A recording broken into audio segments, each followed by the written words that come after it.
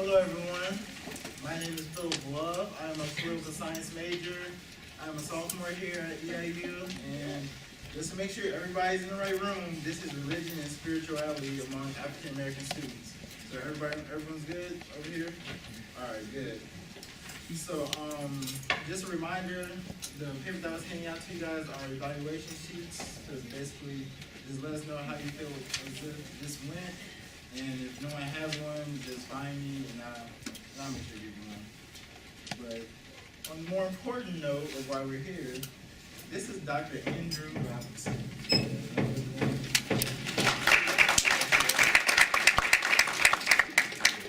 He teaches for the Department of Communication Studies here at Eastern Illinois University and for the University of Illinois Online Network. In 2008, he was awarded the Roger Whitlow Award for Excellence in Teaching by School of Continuing Education at EIU and was among finalists for the Michael R. Hoadley Instructional Technology Award in 2013. Dr. Robinson is also an ordained minister, currently serving as pastor of Acts Campus Ministry, which consists of mainly minority students on the EIU campus. A quote by William Arthur Ward exemplifies Dr. Robinson's teaching philosophy practice. The mediocre teacher tells, the good teacher explains, the superior teacher demonstrates, the great teacher inspires. And with this, I introduce you guys Dr. Andrew Robinson.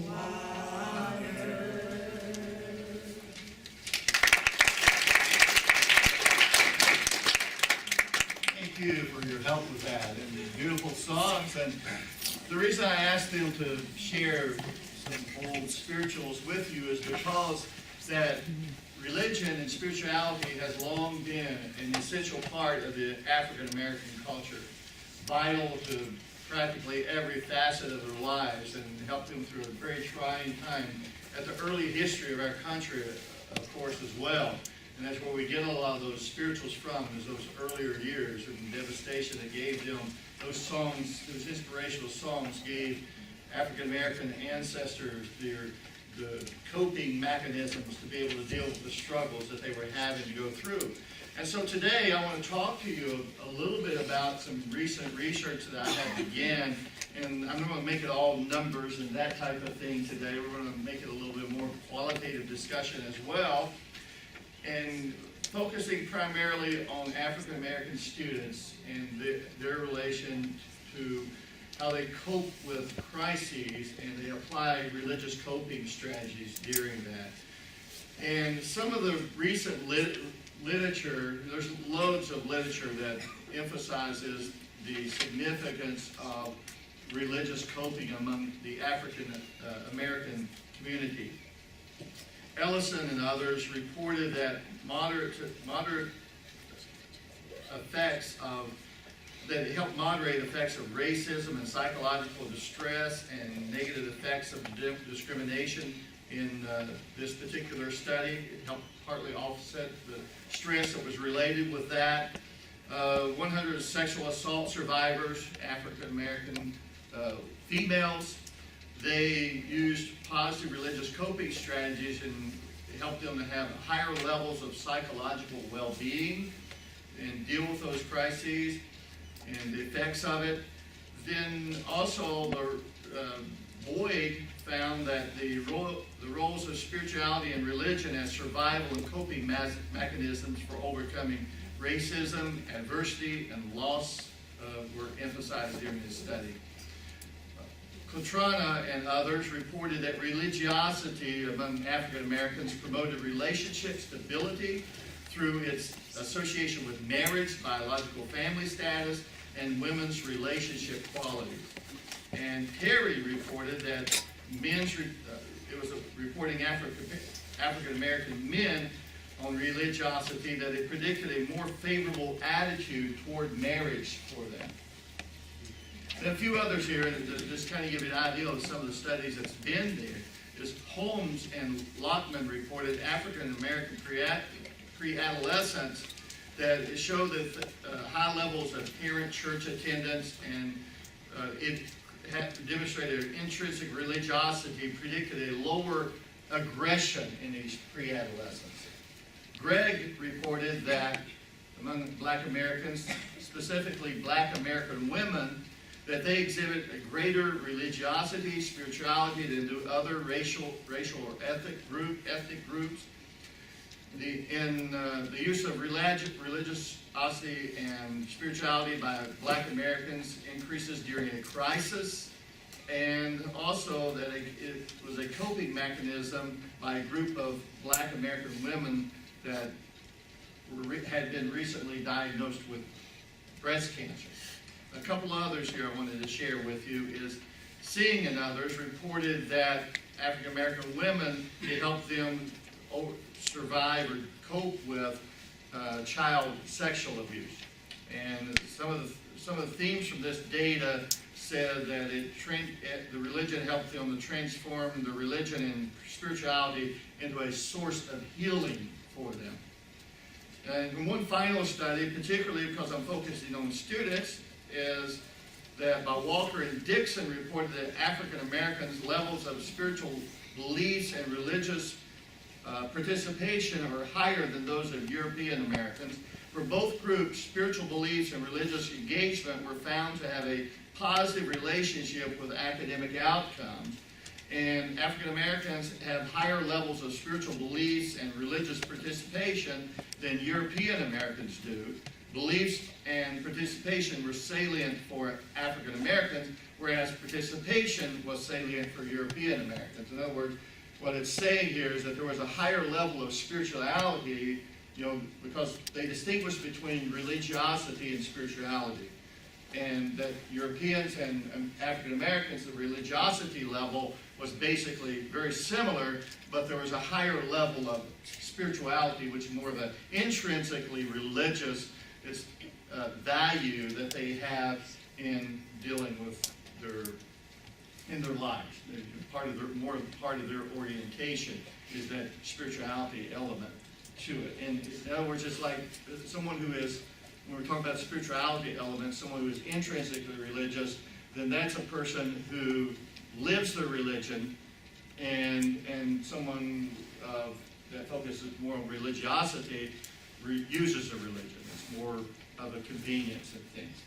So, but anyway, with the studies that I did here recently, very quick study, I got a lot of raw data. I waited till last night to try to really put things together because I kept waiting for my respondents. I ended up with 80-some respondents that took the survey, and among those were like 57 were African American students, and so I took those out particularly so I could focus on the African American students and their relation to these strategies that we activate during crises. And there were two sets of strategies. One of those was turning toward God's strategies. It was one set, and on the other set was turning away from God's strategies. Now you notice in some of the literature that I just shared with you that it referred to them as favorable or unfavorable strategies of religious coping strategies.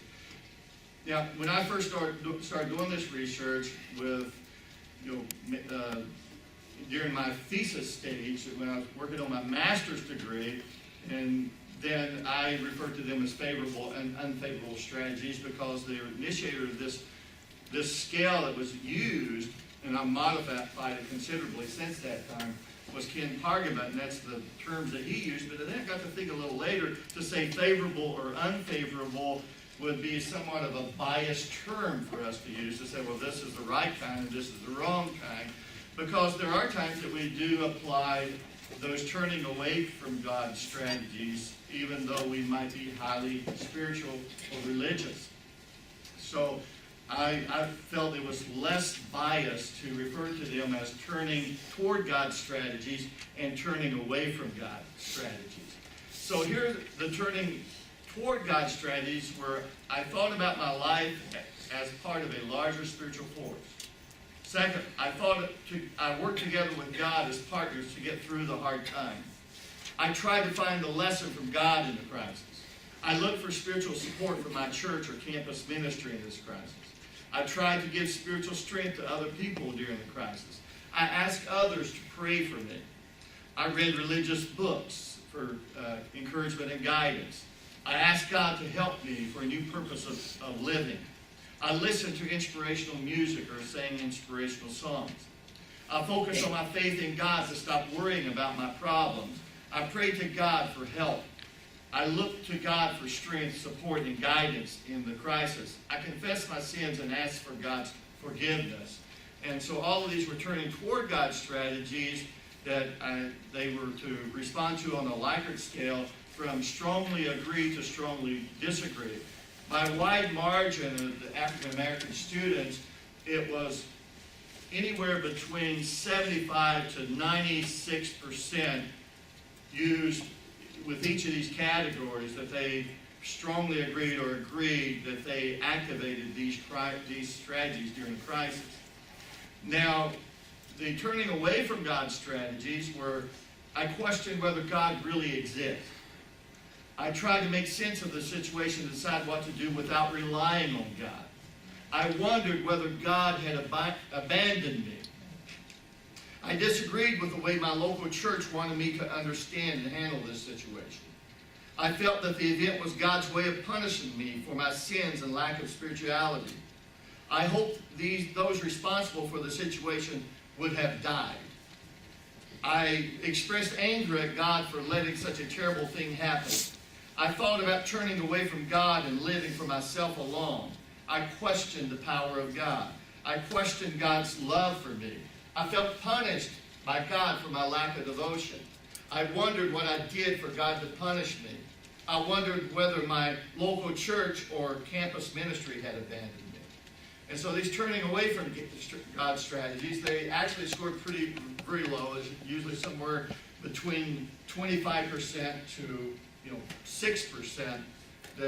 They strongly agreed or agreed, but then there were high strongly disagree or strongly disagree, that it was like 75% to the 90th percentile for those on the reverse end. So it's like they were in direct correlation, that they applied more of the turning toward God's strategies than the turning away from God during the crisis. And so I asked them at the beginning, before they answered these questions on this Likert scale, I asked them, to explain what crisis that they were referring to. And here are some of the things that happened. Several of them mentioned it was the death of a close friend, member, or friends, like sister, brother, father, mother, grandfather, grandmother, sister's fiance, adopted grandfather. And then another one was childhood bullying. One student, or several students mentioned final exams was their crisis, their stressful event they dealt with.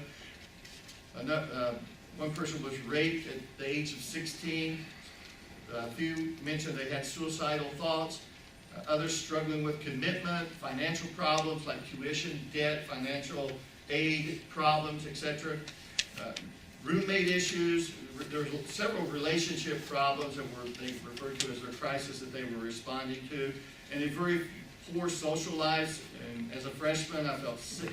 One said I felt very homesick and alone. They had one person had an abusive relationship. Boyfriend's needs were first placed before the person's own, the girl's needs, and so as a result that created a tremendous stress for the girlfriend.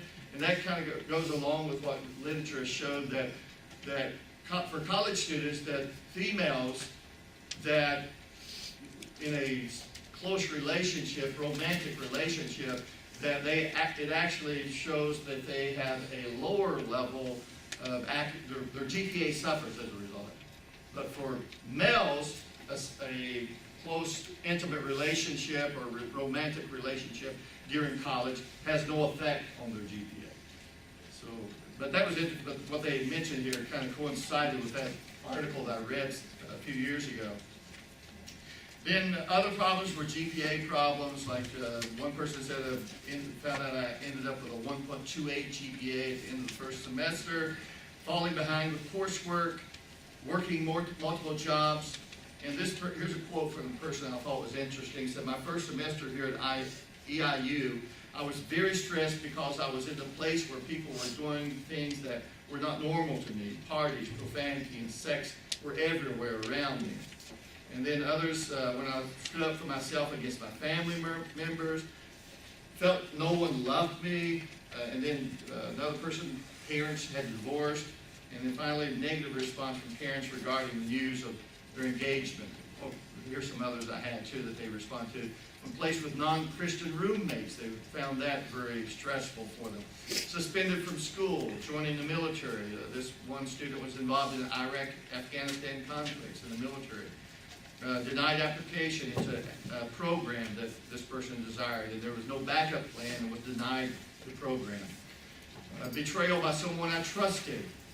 Trying to find a job for after graduation. Brother was diagnosed with epilepsy, myself diagnosed with cancer, so a terminal disease. So lots of these, but all of these are scored very high on the turning toward God strategies and very low on the turning away from God strategies. That it coincided very well with the research that we've seen from the past. But I mentioned that, and the person who introduced me, Philip here, who introduced me on the bio, mentioned that I've been working with the campus ministry as a pastor of that campus ministry since 2007. And we primarily have African American students who are part of that campus ministry. Probably 90 to 95% of the attendees are African American students. And so we've also, my wife and I, we've had plenty of opportunity to just get to observe the style of worship and their connectedness to God and turning toward God's strategies and the crises they've dealt with as well. And so these numbers are very, are the beginning of the research that I'm putting together to give you some idea of where it's going. But there's a lot of observation that I plan to bring into that as well in explaining, how the African Americans apply religious coping strategies during crises. And I thought, I've got some panelists here with me today. I asked a few people to come and maybe share some things that would be a benefit to us and how they've coped with crises and things, whatever they feel free to share with us today. And maybe we'll have a question and answer dialogue as well with you, because I don't want to just stand here and lecture to you, because this is something that I think is very significant and very interesting for us, is that there is a spiritual element. And I've done a lot of research in this area for many years, all my life almost, there's no, personal experience, but then I started doing official research, quite a few years ago in this particular area, and to find out that, 96% of people do believe in the existence of God. 82% of them believe that they will be held accountable for what they do while they're here on earth, by a higher power. And so it's something that I feel like that we need to address on the college campus in some way, where that feels a need for, we're talking about multiculturalism and there were diversity. Then one of the areas I think a lot of times is missed in academia is that connection. Is we look at academia as separate from religion for individuals, but the attendees who come to get an education, they can't separate who they are and compartmentalize like that, because this is a part of our orientation of who we are. And so we bring that with us to this university. And so learning to understand one another, and as you see that the research has shown that those who apply these religious coping strategies, they, on average, it helped them in their academic studies. They had greater academic success with a higher level of spirituality that they were connected with. So, with that, I thought that, through my observations, first of all, we've seen a lot of fine young men and young women come through at Acts Campus Ministry that I work with and my wife worked with, and seeing a lot of positive things happen in people's lives as a result of, seeing them, have these kind of strategies in their life. And so, Monica, did you want to add anything in here? She's not feeling very well today. All right. Okay. And so I've got some of my panelists here. I was just wondering if there's something they like to throw in here for me. Maybe from if you want to share something from a personal experience. Yeah, like Jerry. Hey, group. I wanted to share, my name is Lot Jarek, and I'm a senior here at Eastern, and I also attend Acts Campus Ministry with Pastor Robinson. And one thing I've noticed is that as a young college student, Jesus, the Lord, has always been my go-to person as far as assignments, and I'm a person who procrastinates. I throw things off to the last minute, and there was a time where I had finals week coming up, and I put it all off. I had about, 6 finals to take, and I didn't start until that week on finals week. And I'm a person who tends to beat himself up. I set a high pedestal for myself because I want to impress my parents and my family as well. And so I believe that making a good impression is something that, that's just a part of me. And the week came and I was just behind and I didn't know what to do. I was just like, what am I going to do? I'm so far behind, I can't study. So I just tried to do it. I went to my last resort. I got on my knees and I just started praying, because I needed some sort of comfort. I couldn't go to my parents. I couldn't, because of course, why would I go to my parents? I want them to know that I'm doing good. I want them to know that everything is going okay. And this is like Dr. Robinson explained, as a younger person, I've always been a person to run to God, to run to Jesus Christ whenever I was in a tough spot. And so I got on my knees and I prayed every time. And although I didn't do as well as I could have on my finals, I've noticed that I was able to get through that situation with comfort. It was a coping mechanism for me. It was a way of making me feel better, and I noticed that ever since then, and of course being involved in Acts Campus Ministry, I've grown in my relationship with Jesus ever since then, and continually. I do it every time. I make sure I do everything, even if I'm not in the church. I apply it to my academics. I apply my spirituality with my life in school. And it's been such a blessing, and there has been tremendous results as well with that, because I know that God is with me. And I also noticed that was something that I faced ever since I was a child. I've always ran to God. And from my grandparents, my mother, I wasn't so-called religious when I was young. I didn't grow up in the church.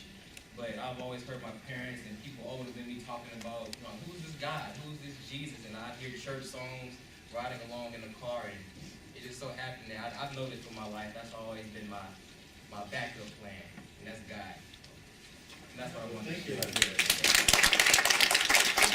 So think about, the things that, maybe you'd like to share about possibly, like Derek shared about, he was talking about when he wasn't using those strategies and then compared to applying those strategies now.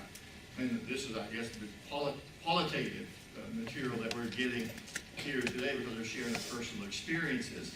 And so, what is, noticing, is there a noticeable difference when you apply those turning toward God strategies versus turning, maybe some of you had times that you were applying those turning away from God's strategies, and how did that work for you in compared to turning toward God's strategies? Hello, I'm Kayla Fox. I am a junior. I'm a special education major.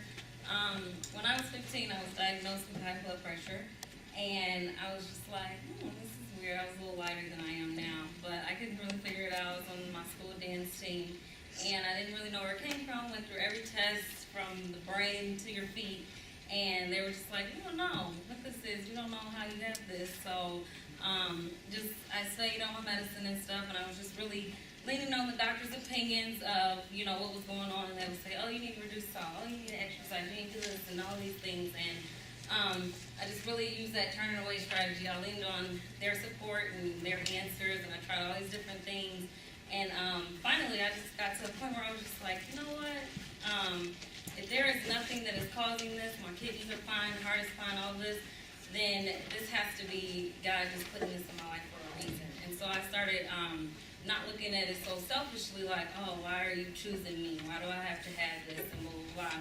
And I just looked at it like, okay, you chose me to have this, and I may be able to minister to someone else with this, and I may be a witness for somebody else, because when you look at me, you probably can't tell, or you don't know. So I just started leaning on him, and just really, it evolved into anxiety, and it just had a mixture of things, and I was just like, okay, yeah, God, you're really trying to, tell me something with this. So now I just try to, stay in my word and stay prayed up, and I just really try to, because I'm a type A personality, so I just really try to, stay calm and just stay on top of stuff, but still have those outlets and things, and not so much look at the numbers because they can change and fluctuate at any time, and just really trust that he's going to see me through. Thank you, Kay. How about someone else? Did you have some, Tania? Hello, everybody. My name is Tania Stanford. I am a junior here at Eastern.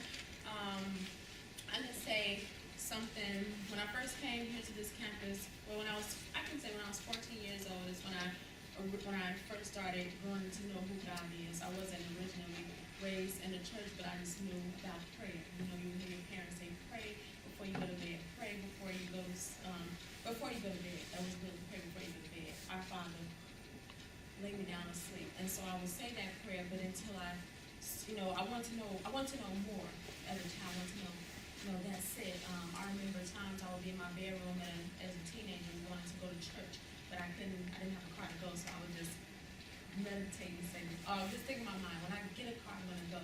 So I always had it, I want to be there, but I can't. But when I turned 14, when at the age when you want to get involved and with your friends, I started hanging out and going to football games in high school, and I would do that, but then I was invited to go to church once, and that's when I would hear a preacher preach a message, and he would say things it just got me, and I wanted to be there every Friday night to listen, to sit, even if I would just write down notes and notes and notes until one day he asked, do you want to be saved? And I said, I want to.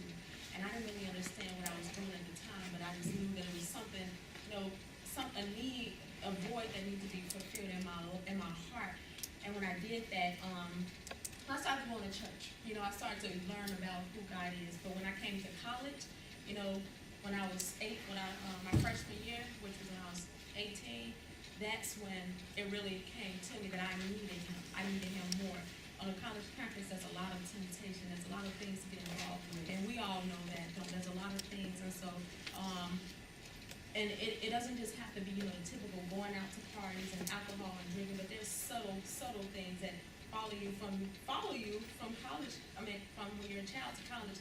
I suffered from anxiety for a long time, and I didn't know, what it was. And many people say go to a counselor, talk about it. And I had people telling me go to a counselor. So I spent maybe 3 years trying to go to a counselor. Became an RA. Was working and even going to church, doing all these things, and I still didn't have a peace in my mind where I would get into my classes and I would just be, I don't understand this, and I would start to worry, and it increased and increased and increased till it was eating me up inside, until last summer, I believe, I went home for the last time, and someone said, you need to go to a counselor, because I just don't feel I need to do that. And so I just remember learning, through our Pastor Robinson and Wanda K, they would encourage us, say, we're going to pray for you. So it was like, it's something, pray about it. I don't have to go to a counselor. They said they're going to pray for me. I trusted their prayers. God is powerful enough to, take this away. So until now, I can say that I'm anxiety free while I learned to pray about things. And when I mean, pray about things, it can be as simple as classes. We have troubles in our classes where we pray, Lord, help me to do better. It can be as simple as, once I got my car stopped on, I didn't know how we're going to get to the gas station. I had to say, send somebody to help me, and people come running. This summer recently, I had a financial dilemma where I couldn't come back to school. And Eastern, it's not Eastern's fault. They say you have to pay the money before you can come back. And that's a responsibility. That's life, but I wasn't taught to do those things before. So I said, well, I have to, be responsible, and Lord help me, but I'm going to work and pay this off. So he miraculously taught me how to do well in finances, how to pay it off, where it wouldn't overwhelm me and be anxious. And it has also created, being involved in church and prayer, it has helped to make me a better person as far as meeting new friends, talking to people. I used to be very shy. I would not be standing up here talking to you all. I would hold my head down. So it has helped in a lot of areas. Even in classrooms, I find I'm able to talk to my teachers. I'm able to have more things to talk about with people in general. So I can say that, having a relationship with God, no matter where you are, no matter what color you are, it makes you a better person in general.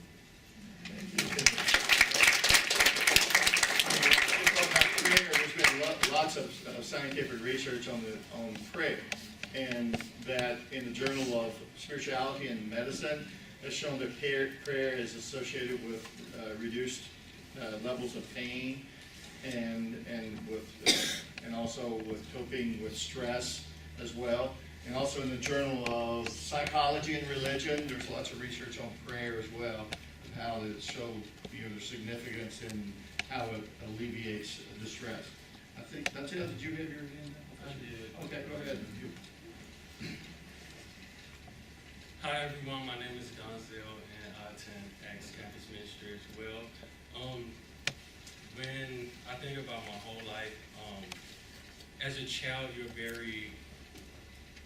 your heart is very innocent, and I was open to loving people at a very young age. And as life progressed, I was hurt by these people that I loved, and I was hurt by strangers that I didn't really know, but I was also hurt by very close people.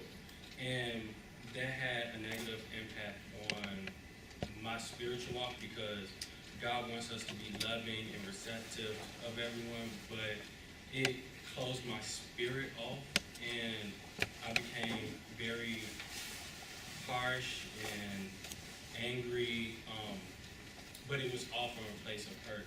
And I can honestly say that I didn't really let God in my life 100%, because God loves us through people. And he uses everyday people to bless us. As Tania was saying, she went to God and asked him to send her someone. And God did that for her. But in my mind, I became very independent to where I didn't want other people's help. I didn't trust other people. And I didn't really ever think I would get over that. But as life continued and I learned more and I tried my own things, the turning away from God mechanisms, I realized it wasn't working. And I came to God with a desperate heart and asked Him to heal me. I asked Him to love me. I asked Him to accept me as I am and to have His will in my life. And what that's done for me is that it's restored my soul and it healed my heart and the wounds that people have caused. And what happened was God healed those relationships that I had with those people who hurt me.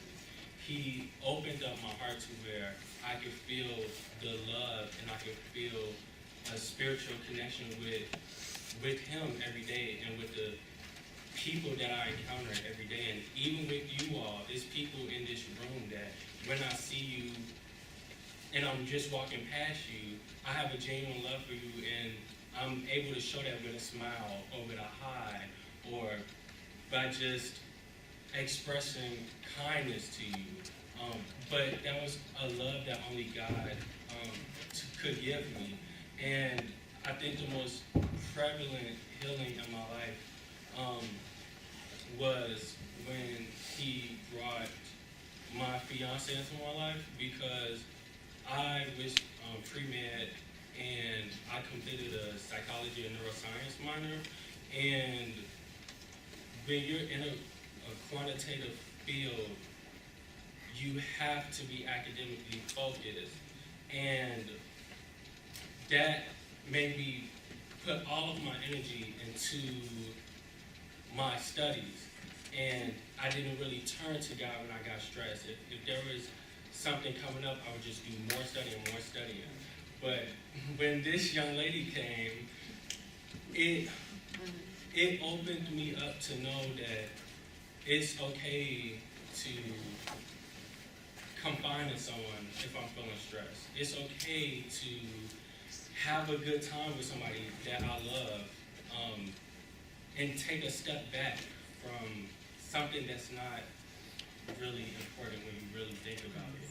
And it just allowed me to feel God's love not only through everyday people, as I'm able to trust people now and let people into my life, but I'm able to feel God's love through everyone, and I'm able to feel His love through her. So what I would say is that for anyone who don't know who God is, I would encourage you to simply say sincerely, Lord, I want to know you for who you are.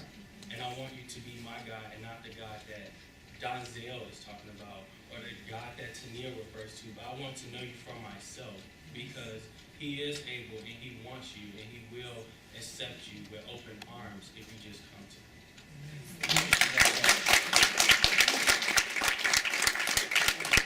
I was giving you just the numbers and research earlier, but I thought by having your panelists share, it puts a face on the orientation of how, and what you see, this is a part of who they are. It's a part of their orientation, and just automatically those religious coping strategies function for them when they're thrown into a crisis. I think we got one, maybe two more. Kiana, you want to share? And we got Denzel. We got a few minutes left here. I'm the face of the fiance. Guess I'll go after him. I also was one of the people that didn't turn to God in the original. Speak loudly. In the Lady back there. trying, my voice is like mine. When I was younger, when I was about 15, my mom passed away. And this is one of the most prominent situations I can give to really show you what God's done in my life. When I was 15, my mom passed away, and instead of turning to God, I turned away from God, like the exact opposite of everything I was talking about. And I chose to be angry. I chose to have hurt and anger and bitterness towards people in my family. I turned to just having, like, you know how you'll have friends, you complain to them, you'll talk to them about things going on in your life. That's kind of what I did for about 5 years after my mom passed away. came to college, and I did that opposite of what I'm doing now, basically going out every night, getting drunk, basically turning to my problems within drinking and having fun, like basically the stereotypical college life. And I kind of hit rock bottom, and I just felt like I was depressed. I felt like I didn't have a purpose. I didn't understand what I was doing. I didn't understand who I was anymore. I didn't feel like I fit in with the people I was with. I didn't have real friends. I was hanging out with girls who talked about me behind my back. I was hanging out with guys who really didn't have any true feelings about me. They just really weren't the type of people I thought they were. And so finally, it just dawned on me, how about I try to go back to God? How about I try to go back to Jesus? Because I did grow up. My mom did teach me to believe in God. And when I did that, my life hit a 360. And I was able to maintain a 3.5 GPA. I'm a junior. I was able to get positions in different organizations that I wouldn't have been able to get. I was able to be a witness to people who didn't see me the same way they saw me when I was a freshman. They don't remember that anymore. They know who I am now. And so it's just a true testament what God can do in your life when you turn to Him. And I'm not trying to get all emotional and get you guys riled up, but really when you think about the things that's happened in your life, what really was the positive outlook at the end of the day? Was it you've been able to go to your friend and complain about the situation or what they're doing, like, okay, God, help me get through this situation. And so that's kind of how my life was. I turned to God and I was able to just really allow God to transform my life. And so now I'm engaged to this wonderful man. And so I have an awesome pastor, Wanda K, and family that has really just been here as my help. So that's my story.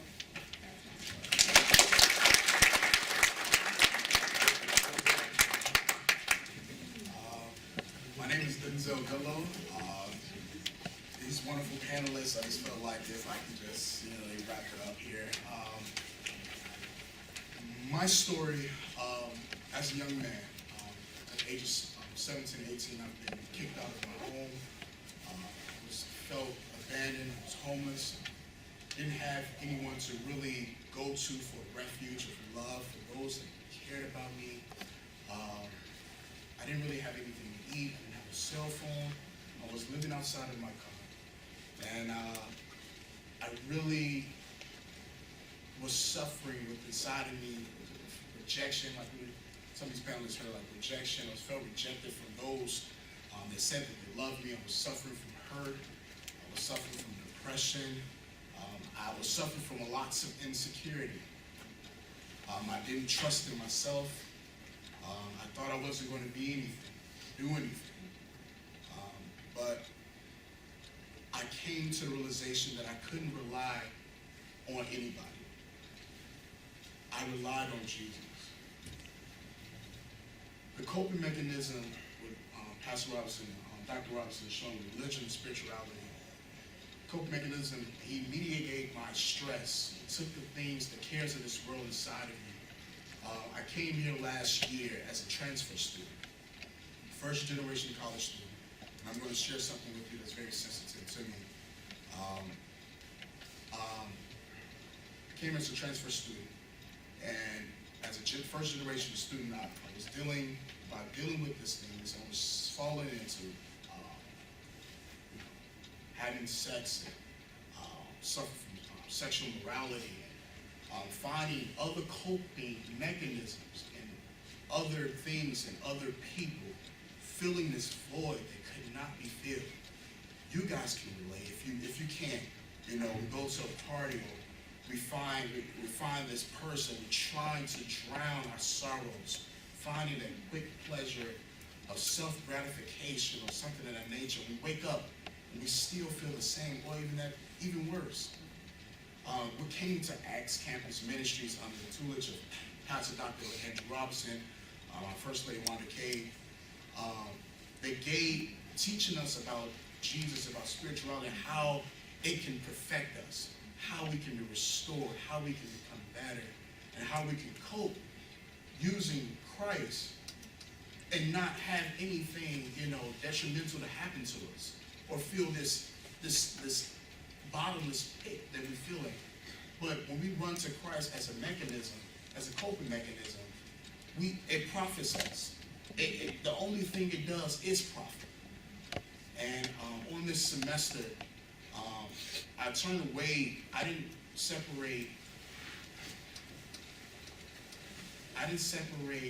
separated for what my education is from Christ, from Jesus, spirituality. I thought my education was something that I do, that he has nothing to do with. The things of, of the world, there's something, he dealt with me spiritually, helped me in my hurts, helped me be restored, but he wants greater for us. He has potential in each and every one of us.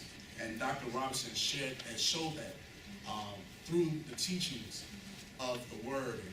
And on this semester, I suffered from not being in school this semester because I wasn't obedient to that, because I was using other coping mechanisms and thinking I can do things for myself. But I'm in the Cultivating Ministers program, and I took the principles of coping mechanisms with the spirituality of Jesus, and I'm able to do things with discipline, a sense of urgency, and a sense of vigor, and becoming better. And that's just a brief synopsis of coping mechanism in Jesus' name.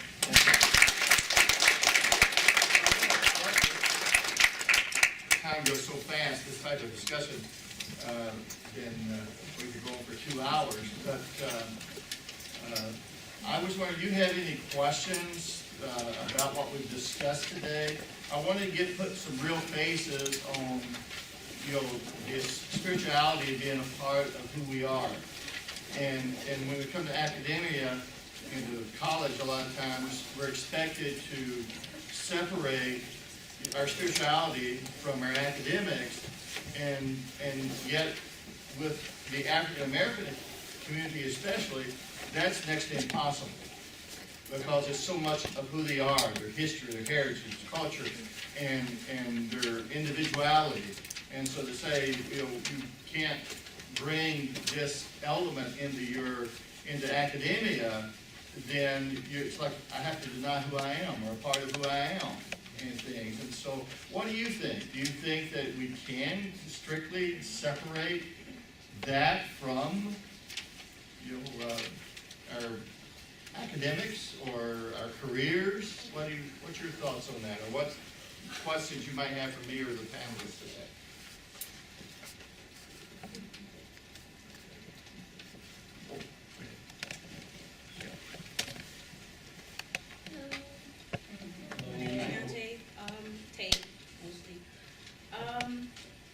My question really is, it's not really a question, it's a statement mostly. I feel that most of the time that I can't be like myself, as you say, and everything with most people, because most people that I come into contact with are Christians, and I do not identify myself as a Christian. I am a Buddhist, or I am practicing Buddhism now.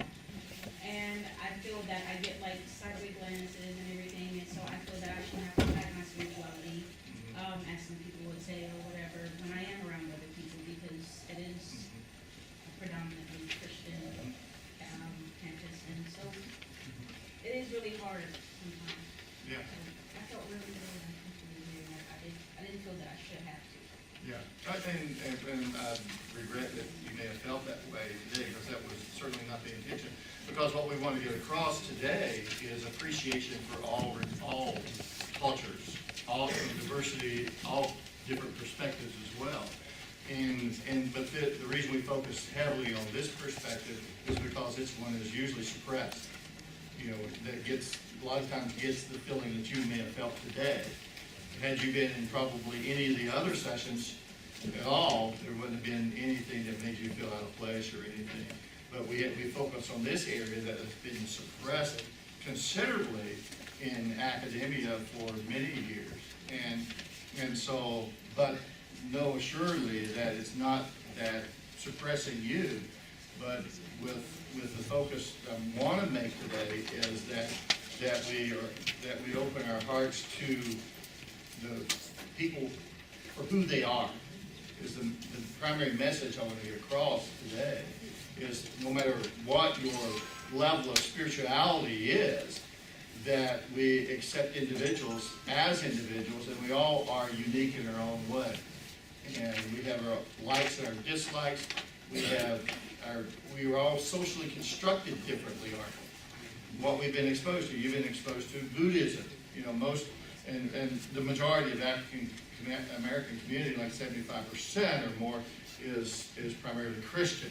And so, but with that, you know, learning to appreciate all cultures, we're learning to appreciate, you know, everyone from where they come from and how they're socially constructed. And one of my favorite quotes that I like to mention numerous times, I've mentioned numerous times, is that don't try to judge a person by what he or she says or does, but try to understand why he or she says what he or she says or does. Okay? So, and that's the thing, we want to try to understand people. And that's what I want to get across here today. Let's try to understand one another and have appreciation for each other and see where they're at, the position they're at. And one of the highest levels of communication, and I'm a communication instructor, and so the highest level of communication is rhetorical design logic, according to Barbara O'Keefe in her 1988 article on message design logics, and that is rhetorical design logic. And what that is we go beyond expressive logic, where we communicate what I want. We're looking at ourselves, what I can get. This is me, this is mine. And then the conventional logic, which is rules-based, okay, we're in academics, so we can't talk about religion. That's conventional logic. But then the rhetorical design logic that O'Keefe mentioned is that we bring ourselves to a position where we look and we're able to view things from the perspective of the other. And when we look at from others' perspective, we try to understand them, then it causes people to trust and open up to us, and we're able to have an interaction, a true interaction. But in most situations, like uncertainty, anxiety, uncertainty management theory emphasizes, because people are different from us a lot of times, we avoid them because they do make us feel uncomfortable. Because they're not like us. We avoid them. And so I think there's a wealth of learning that we all can acquire by getting to know each other better, talking to one another, and appreciating one another.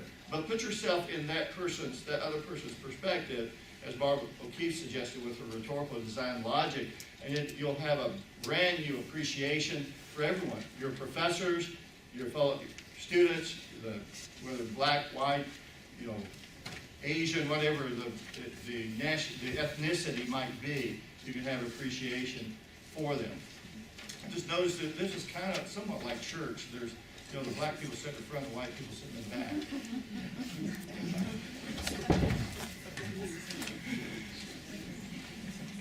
Today. But anyway, we want to appreciate one another, don't we? And that's the message. Yeah, Trick, did you have a question?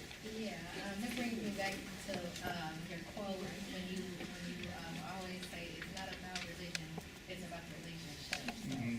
Yeah. That's what really matters, your relationship with God. And that's a whole nother area of study, and I'm wrapping it up right now, is that people, especially among college-age young people, that they're not so much enamored with religion. They're really kind of exhausted with religion, but they're interested in that spirituality element, and which is more of a relationship, a connectedness to